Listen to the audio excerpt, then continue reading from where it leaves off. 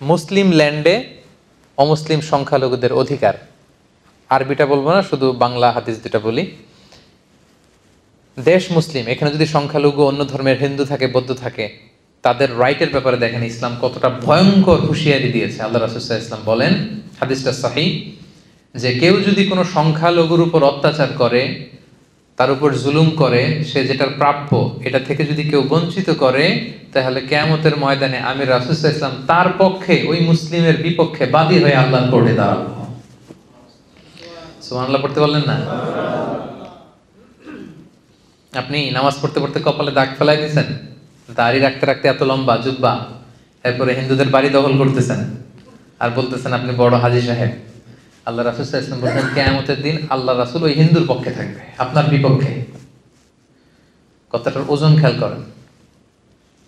বাংলাদেশে কিন্তু এরকম হয়, ক্ষমতার দাপটে হিন্দুদের বাড়ি দখল করে, জমি দখল করে, সংখ্যালঘুদের উপর অত্যাচার করে।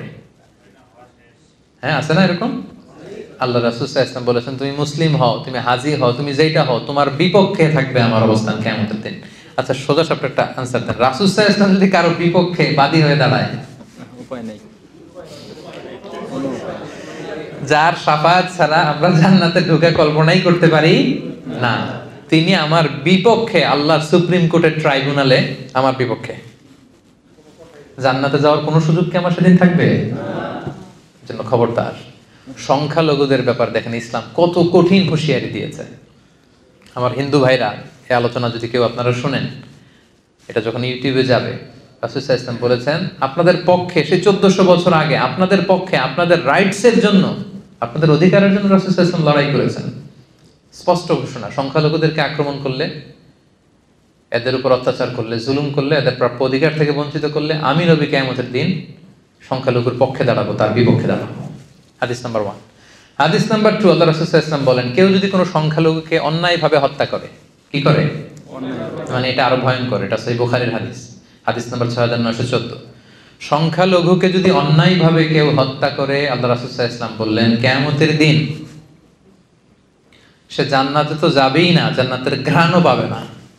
এজন্য খবরদার, ভয়ঙ্কর কথা কিন্তু আল্লাহ রাসূল সাল্লাল্লাহু আলাইহি ওয়াসাল্লাম বলেছেন। সো ইসলাম সব সময় ভিন্ন ধর্মাবলম্বীদের সাথে আমাদের সুসম্পর্কের কথা বলে, তাদের অধিকার সংরক্ষণের কথা বলে। এমনকি তারা যে মূর্তির পূজা করে, কোরআনের গাইডলাইন হচ্ছে লা তাসুব্বুল্লাযীনা ইয়াদউনা মিন দুনিল্লাহি ফায়াসুব্বুল্লাহা আদওয়াম বিগাইরি ইলম। খবরদার, আল্লাহকে ছাড়া তারা যে দেবী বা প্রতিমা, তাদের কাছে যেটা পবিত্র, এটা যে উপাসনা করে, ওই দেবী মূর্তি এগুলোকে তোমরা গালি দিও না, খবরদার। এটা কোরআনের ডোনস। কোরআনের অনেকগুলো খুব স্ট্রিক্ট ডুজ অ্যান্ড ডোনস আছে। কোরআন বলেছে খবরদার, ওদের প্রতিমা, ওদের মূর্তি, ওদের দেবদেবী এগুলোকে গালি দিও না। দিলে কি হবে? ওরা আল্লাহকে গালি দিবে, ফলে তুমি কেমন যেন আল্লাহর গালি খাওয়ানোর কারণ হলো না, ঠিক না? কারণ তুমি তো ওদের দেবীকে গালি না দিলে ওরা তোমার আল্লাহর গালি দিত না। তার মানে অমুসলিমদের সাথে যদি আমরা খারাপ আচরণ করি, তাদের দেবদেবীকে যদি আমরা গালি দেই, তাহলে কেমন যেন আমরা নিজেরাই ইসলামকে ছোট করলাম।